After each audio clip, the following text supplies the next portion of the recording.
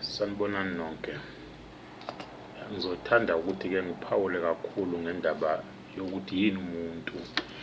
Ake sivele nje siyiqale ekuqaleni ngoba hayi khona ungathi ziningi izinto esezenziwa ngumuntu. Manje kuhle ukuthi-ke siphinde sibuyele ekuqaleni bese sesihamba nayo-ke size sizofika la sikhona ukuthi si-understand ukuthi umuntu yini. So-ke angizugxila kakhulu ey'ntweni ey'ningi, kodwa engizokusho nje ukuthi ngokolwazi lwami nami enginalo engilithola ngokubhalwe phansi, angisho-ke ukuthi akukho okunye, kodwa ngingathanda ukuba ngikhulume ngalokhu. Akusho ukuthi ku-right wonke umuntu noma mhlambe kunjani. Ake siyibeke nje kanje. So umuntu udalwe uNkulunkulu, umbono wami njalo, nangokubhalwa phansi-ke. I will also refer to the source. So umuntu udalwe uNkulunkulu wabese wazalwa umuntu wesifazane ohlangane nomuntu wesilisa. Ngicela ukuphinda kancane.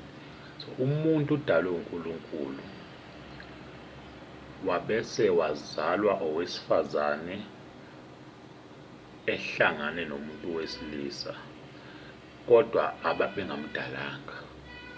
Uma ngabe nje singayibamba lapho okokuqala, mhlawumbe kuyosinceda kakhulu ukuba kuze kanjani ukuze sifike la sikhona namhlanje, ngoba umuntu uyabangwa asazi ukuthi kwenze njani ukuthi umuntu abangwe. So-ke sikuthathaphi-ke ukuthi umuntu udalwe uNkulunkulu, njengoba ngikhulumile ukuthi sizokhuluma ngesource. Uma ngabe kukhona-ke mhlambe ekhona ngaphandle kwale ngiyaziyo imukelekile futhi nayo, ngoba angeke ngazi konke emhlabeni. Engiyaziyo-ke isource ngokuba khona komuntu, the existence of a human being, ulwazi oluqhamuka ngencwadi yezenkolo, iBhayibheli. Akukabikho okunye engikwaziyo okuthiwa okuchazayo universal ukuthi umuntu udalwe noma uqhamuke kanjani. So ake siyibambe masinyane-ke singaze simoshe kakhulu nesikhathi. So le source-ke eyiBhayibheli-ke ithi-ke uma iqala lapha ekuqaleni, umuntu wadalwa uNkulunkulu, ugama lakhe lingu-Adamu. Angizukukhuluma kokuningi-ke, kodwa nje ngizogxila kulokhu oku-universal. Manje-ke uma emdala uNkulunkulu bathi wamenza waba yile structure mina nawe esiyisona. Angikhulumi ngekhala, ngikhuluma nge-structure. Waba namehlo, waba nezindlebe, waba nekhanda, nako konke lokhu esikubona emntwini. That is a structure of a human being. Uma esemdalile kwaba njalo-ke, wathi uyamthesta, wathola ukuthi lo muntu unamehlo kodwa manje akaboni, uney'ndlebe kodwa akezwa, unamehlo akaboni, uney'ndlebe kodwa akezwa, futhi unomlomo akakhulumi, uney'nyawo akahambi. Wase uyacabanga kuNkulunkulu ukuthi ukhona okushodayo, wase-ke uphefumulela umoya wakhe kumuntu, meaning that the engine bekulo moya, the soul, awufake kulo muntu, waze-ke lo muntu waqala ukufanishina kuwo wonke amalungu omzimba wakhe. That is ingqikithi yomuntu, ukuthi umuntu uqhamukaphi ngokwesource e-universal. Ningizwisise kahle bantu bakithi. Now sesiyazi-ke ukuthi umuntu udalwe kanjani. Ingakho ngithe umuntu udalwe uNkulunkulu, then kwabe sekuba nama-carriers, which is a human being, umuntu wesifazane wamthwala ukumletha emhlabeni, but akazange amdale futhi akazange abe ne-control over ukuthi uzodalwa avele enjani. Even nabodokotela uma eya kodokotela bayambuka ngokwemishini ukuthi lo muntu lo uzovela enjani, kodwa i-expectation yabo ukuthi bafuna avele e-universal njengawo wonke umuntu, meaning ukuthi enawo wonke lamalunga abawazi kwabanye abantu abake bababona ngaphambili. Uyibambeke akazange adalwe noma akhiwe umuntu akakhiwa, uyadalwa bese lento edaliwe iphathisa umuntu othile ukuthi ikhule phasi kwakhe, ilethwe ebantwini ukuthi bayibone ifana njengabo. Now yiyo ingqikithi yomuntu leyo ukuthi umuntu udalwe kanjani.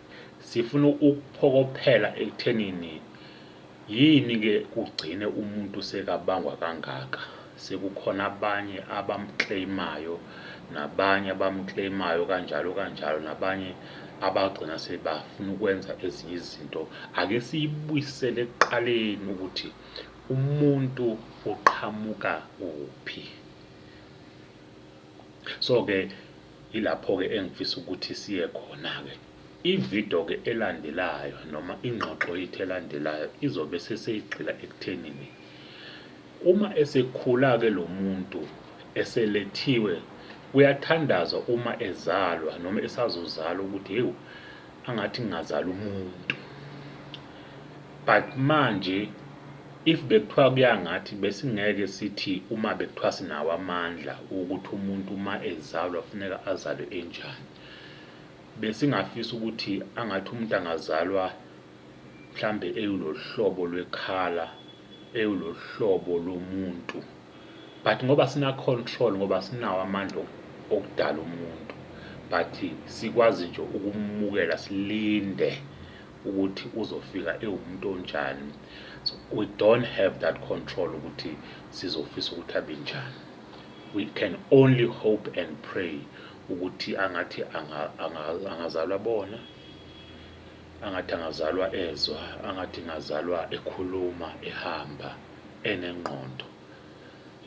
Usho ukuthi sirelya kumdali ukuthi konke kusezandleni zakhe ngoba uyena onamandla yedwa okudala umuntu. Thina siya-maintaina ukuthi lento edaliwe izovela injani, ngeke sishintshe futhi uma uNkulunkulu edecide ukuthi ayidale ngakhona. Now ke siyake manje ekuthenini uma ke sekukhula lo muntu uthi maye sefikile bese abantu bayakhohlwa ukuthi lo muntu uze kanjani. Uma sebekhohlwa bese bethatha ezinye izinto abazizwayo noma esizizwayo nesizibonileyo emhlabeni, not ezidalwe uNkulunkulu, bese sesifuna ukukhulisa lo muntu ngendlela thina esizwe ngayo nesibone sikhuliswa ngayo ngaphambili, esingakaze sabuza kulo mdali walo muntu ukuthi ingabe leyo ndlela ifanele yini.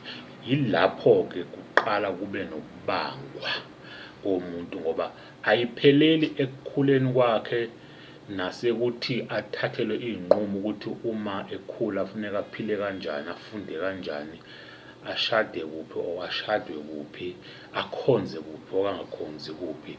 Ukhula under the environment which is influencing the culture akhulele kuyona, bese agcina esengena kuloyo nto engenasiqiniseko sokuthi izoba nomthelela onjani empilweni yakhe nobudlelwane bakhe noNkulunkulu. Sizawukhuluma-ke ukuthi kunomthelela ongakanani ke uma esekhula. Emveni kwaloko athi uma esekhula ebese ezibandakanya nezinto ezithile ezizomenza ukuthi kwesinye isikhathi abe ne-stress impilo yakhe yonke, esoloko etshelwa lokhu nalokhu kumconfuse emqondweni, athi maye kwenza kungalungi ngenxa yokuthi sebalibele laba abakhuliselwe lo mntwana noma abadalelwe lo mntwana ukuthi udalwe kanjani futhi ufike kanjani emhlabeni. Siyabonga kakhulu-ke, sizawukuzwa kokulandelayo ukuthi kunomthelela ongakanani ukuthi umuntu athi sedaliwe wazalwa ebese ekhula phezu kwezinto ezibizwa ngamasiko nezinto eziqhelelene nomnikazi walo muntu, because umuntu okokuqala nje akusiye lo ombonayo ogqoke njengami,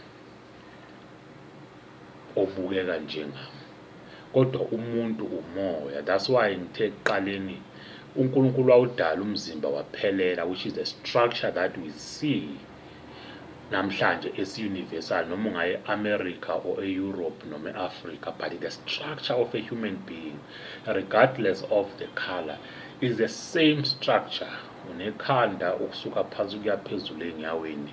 That is a structure esingashintshwa umuntu ngoba sidaliwe.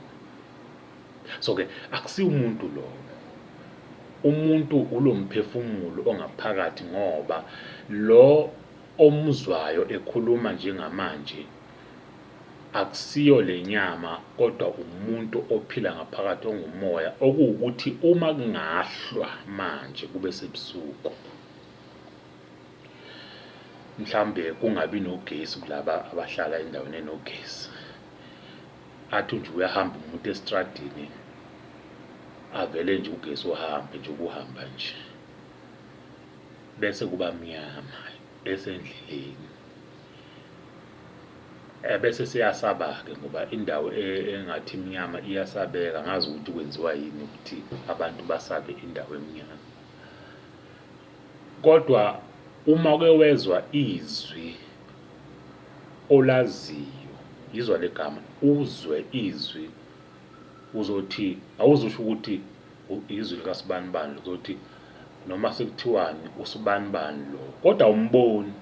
Ingako ngithi akusiyo lento esiyigqokile nalento esiyibonayo, kodwa lento engaphakathi okuthi mayikhuluma bese wena oyaziyo uyizwe ngezwi, ngoba iwumuntu phakathi kwalento ongayiboni noma oyibona isikhashanyana, kodwa mase kufika isikhathi sokuthi ungayiboni bese sowuzwa umuntu okuyena okuqobo lwakhe.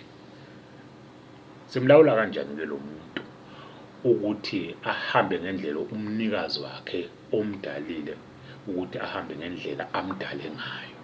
Sizoyibamba-ke kokulandelayo kule ngxoxo yethu, size sifike ekuthenini kuhamba kube namthelela muni ekukhuleni kwakhe, ekuthatheni noma ekuthathelweni kwakhe iy'nqumo empilweni, kum-affecta kangakanani nezinto azikholwayo. Lezo zinto zinobudlelwano kangakanani nomdali wakhe. Okubaluleke kakhulu-ke ukuthi uma esehamba emhlabeni uyaphi, and lapha yakhona laba abasalayo bathini ngaye, bacabangani ngaye, bathi ukuphi. Hey, ake siyeke khona lapha, sizawuphinde sihlangane sixoxe, njengoba ngisho nje ukuthi ingxoxo nje, angazi kangcono, angisingcono kunomuntu, nami ngingumuntu njengabanye abantu, kodwa-ke ngithi nje ake ngiyibeke nami ngendlela uNkulunkulu noma engambuleleka engiyibona ngayo, ngibe ngiyithatha emthombeni ethembekileyo. Ngiyabonga.